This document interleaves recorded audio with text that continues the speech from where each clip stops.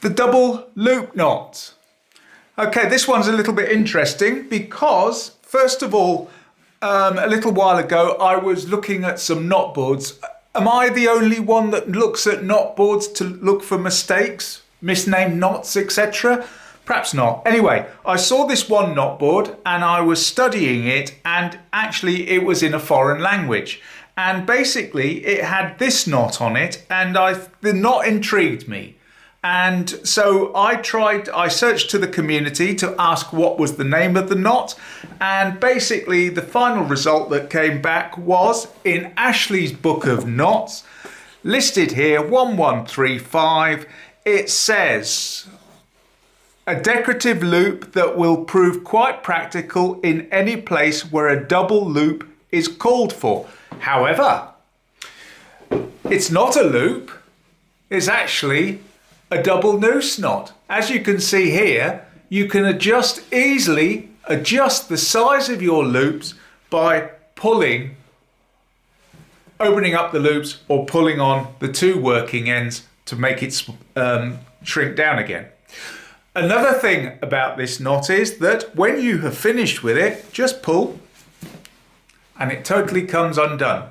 So if you think this knot might be useful to you, please tell me when and where you would possibly use this knot. Would love to know more about it. Anyway, let's get on and let's tie the double noose knot. I'm going to call it that for now anyway, because it's two nooses. Right, so to actually tie this double noose knot, the first thing that we do is we just get hold of both our ends of our rope and just bring them together like so. So we form a bight, one above the other, but opposite. So in other words, we're basically, the letter Z has now appeared in front of us. The next thing I do is I just place my finger over that bottom bight, and then as I put my finger over that bottom bight, I then take that lead and pass it to the top.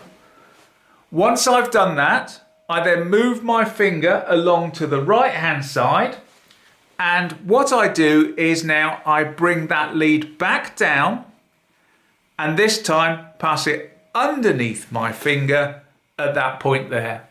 Once I've done that, I then take this lead again and pass it underneath the bight for a second time, and then bring it over the top like so.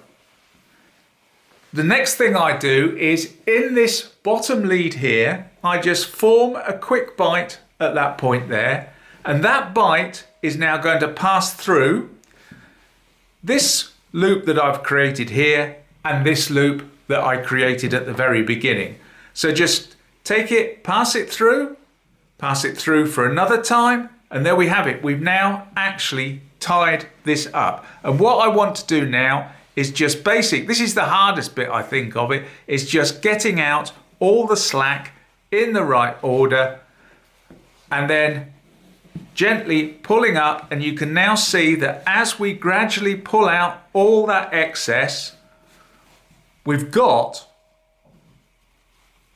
looks like a bit of a blood knot. I know it as the blood knot, or possibly a single strand Matthew Walker knot has appeared there.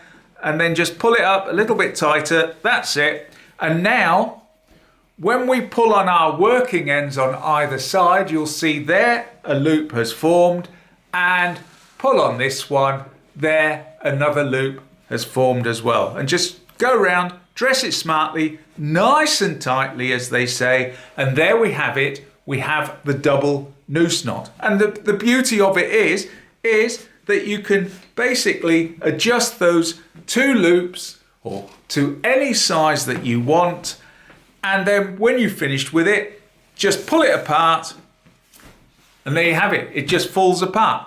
So if you think if you know you've used this particular knot, or you can think of some good uses for it, please do leave me a comment in the comments below, and so others can actually learn what this would be useful for. Anyway, thanks very much for watching, and I'll see you again next time.